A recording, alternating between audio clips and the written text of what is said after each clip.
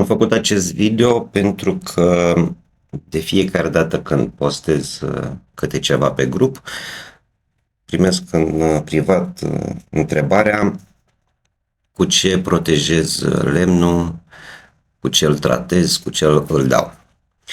Așa că m-am hotărât să arăt pașii pe care îi parcurg cu metoda mea. Nu zic că este cea mai bună metodă, dar este ceea ce îmi place mie să folosesc, pentru că utilizez ulei și ceară, obținând o suprafață rezistentă la pete. Nu se pătează nici de la apă, nici de la lapte, cafea, cola sau orice altceva. Are și ceva rezistență mecanică și, foarte important, atunci când atingi suprafața lemnului, simți lemn, nu simți o suprafață sintetică, o rășină, un lac sau altceva.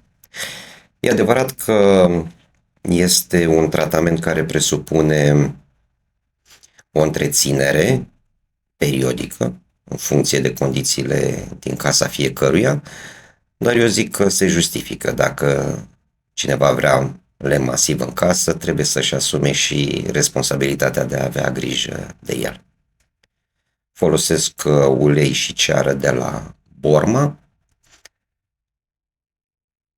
amândouă incolore, cu toate că în ulei uneori mai pun și un pigment pentru a potența fibra lemnului.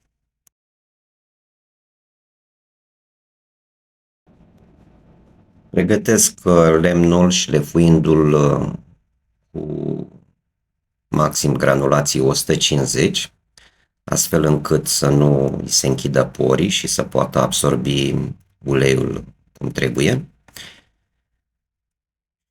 Și încep uleierea cu ajutorul unui trafalet de burete, încercând să dau un strat cât se poate de fin, cât se poate de subțire, să nu băltească uleiul deloc.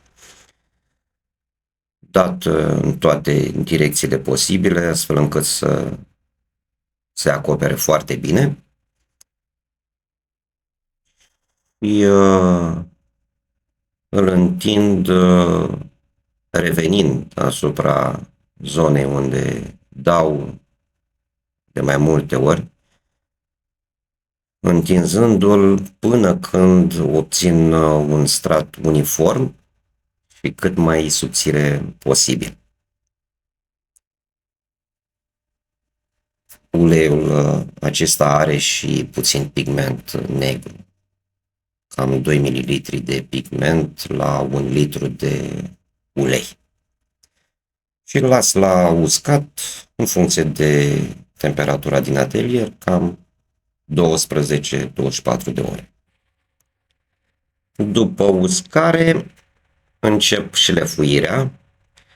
Aceasta o fac cu pânza abrazivă foarte fină, de 400 de obicei. Rolul șlefuirii este de a elimina micile abrazivități care mai rămân și egalizarea porilor. Ideea este ca șlefuirea să fie cât mai uniform făcută, astfel încât să păstrăm uniformitatea culorii uleiului de la primul strat. Urmează al doilea strat de ulei, la fel, întins cât se poate de bine, în strat cât se poate de subțire, întins cât mai uniform. Avem grijă să nu boltească sau să rămână urme de la trafalet. Mare grijă la uniformitate. Trebuie să ne uităm în lumină, să fim siguri că nu ne rămân dungi de ulei pe suprafață. A doua șlefuire. Deja acum lemnul, suprafața este mult mai fină. Eu folosesc șlefuirea cu aspirație și chiar dacă e cu aspirație șterg bine suprafața lemnului după șlefuire.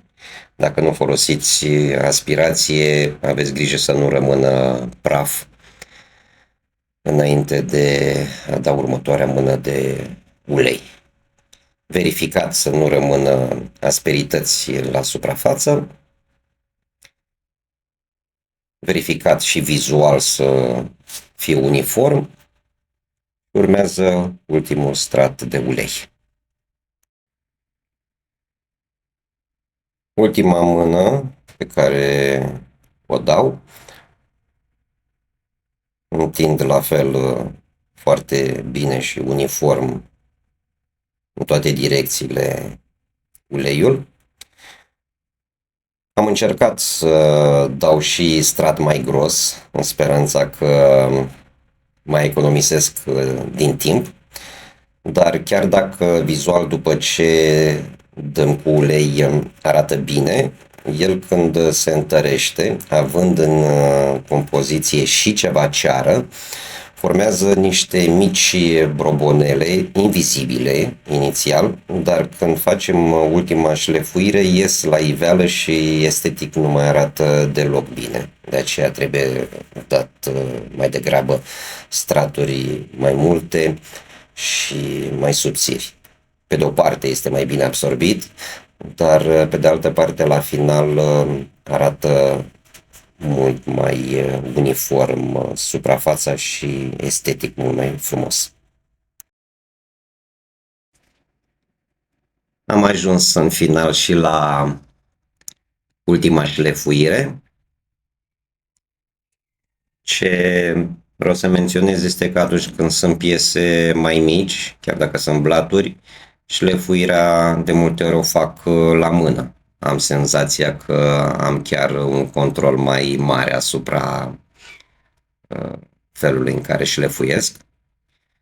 Eu aici am un șlefuitor orbital cu excentric 3 la viteză mică, nu apăs deloc, las doar greutatea mașinii pe lemn și rezultatul cu abraziv 400 este foarte bun. Acum, după 3 straturi de ulei și șlefuirile aferente, urmează ceruirea. Folosesc o ceară de albine cu carnauba, o întind într-un strat destul de subțire, foarte bine pe toată suprafața și de-a lungul fibrei și perpendicular pe fibră. Este o ceară care am constatat că are rezistență mecanică, creează un strat protector bun. Multă lume, după ce vede rezultatul final, are senzația că e dată cu un lac ceva. Dar carnauba face, fiind o ceară dură, face să se obțină acest strat protector foarte rezistent. Am ajuns și la ultimul pas, respectiv lustruirea. Aceasta o fac la rotație mică, cu ajutorul unei pâsle groase, aproape 1 cm. Încerc să vin cât mai uniform și cu mare atenție pentru a nu lăsa urme. Rotația mică face ca ceara să polimerizeze și să facă acel strat rezistent care face ca suprafața la final să fie hidrofobă și cu ceva rezistență suficientă pentru uzul casnic.